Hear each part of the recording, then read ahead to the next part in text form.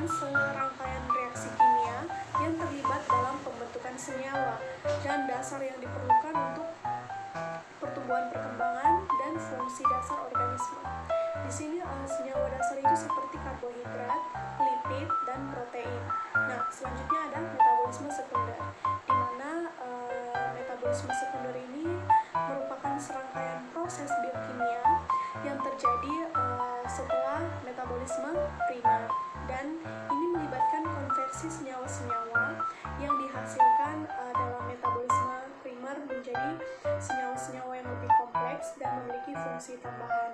Nah, ini itu termasuk sintesis senyawa-senyawa seperti terpenoid, alkaloid, fenolik, dan lain-lainnya yang tidak terlibat dalam pertumbuhan atau perkembangan secara langsung. Nah, di sini akan tetapi mereka juga berperan dalam interaksi organisme dengan lingkungan dan merupakan sistem pertahanan. Nah, di sini terdapat 3 jalur dalam metabolisme sekunder. Yang pertama itu ada asam asetat, di mana jalur ini terutama melibatkan dalam pembentukan berbagai senyawa organik kompleks seperti asam lemak, sterol, dan asetil CoA. Nah, di sini asam asetat ini juga merupakan produk metabolisme utama dari glukosa, lipid, dan beberapa asam amino. Yang kedua ada asam sikimat, di mana jalur ini sangat penting dalam biosintesis berbagai senyawa aromatik. Nah, ini termasuk asam amino aromatik, misalnya itu pada vanilalanin, tirosin, dan triptofan, serta berbagai senyawa fenolik dan flavonoid yang berperan dalam sistem pertahanan tubuh. Nah, yang ketiga ada sistem melafonat. Ini merupakan jalur yang bertanggung jawab untuk pembentukan berbagai senyawa terpenoid seperti steroid, terpen, dan isoprenoid. Senyawa ini penting dalam berbagai proses biologis, termasuk pembentukan membran sel, hormon steroid, dan pigmen fotosintesis. Ketiga jalur ini merupakan bagian penting dari metabolisme sekunder. Nah, yang membentuk organisme menghasilkan berbagai senyawa yang diperlukan untuk kelangsungan hidup atau adaptasi terhadap lingkungan. Nah, di sini juga terdapat beberapa senyawa-senyawa yang dihasilkan oleh metabolisme sekunder. Yang pertama itu ada terpenoid. Nah, terpenoid ini merupakan kelompok senyawa yang dihasilkan dari asam mefalonat. Nah, mereka ini banyak ditemukan dalam minyak atsiri tumbuhan dan memiliki beragam fungsi seperti penangkal hama dan aromatik.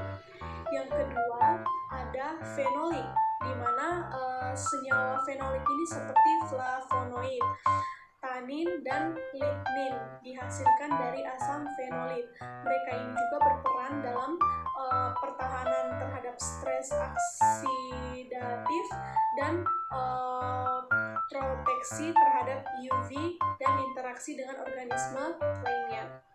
Yang ketiga ada alkaloid, di mana alkaloid ini merupakan senyawa yang mengandung nitrogen yang seringkali memiliki efek farmakologis pada organisme, di mana di sini mereka ini dihasilkan dari asam amino dan berperan dalam pertahanan terhadap herbivora dan penarikan hewan penyerbu.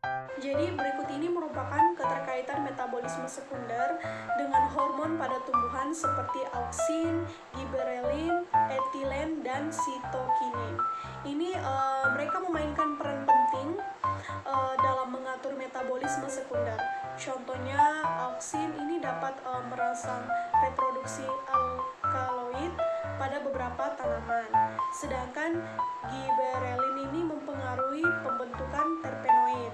Nah, jadi hormon-hormon ini itu dapat berinteraksi dengan jalur biosintesis senyawa sekunder atau yang dapat memicu pada ekspresi gen yang terlibat dalam produksi senyawa-senyawa tersebut. Nah, di sini juga selain itu hormon ini juga dapat mempengaruhi akumulasi dan distribusi senyawa-senyawa sekunder dalam jaringan tanaman. Nah, di mana misalnya itu pada hormon etilen yang dapat meningkatkan akumulasi senyawa-senyawa fenolik, di mana dalam respon ini terhadap stres, biotik atau abiotik. Nah, dengan demikian kaitan antara metabolisme sekunder dan hormon pada tumbuhan itu dapat menunjukkan bahwa hormon ini dapat memainkan peran yang sangat penting dalam mengatur reproduksi, akumulasi, dan respon terhadap senyawa-senyawa sekunder yang sangat penting bagi keberhasilan adaptasi.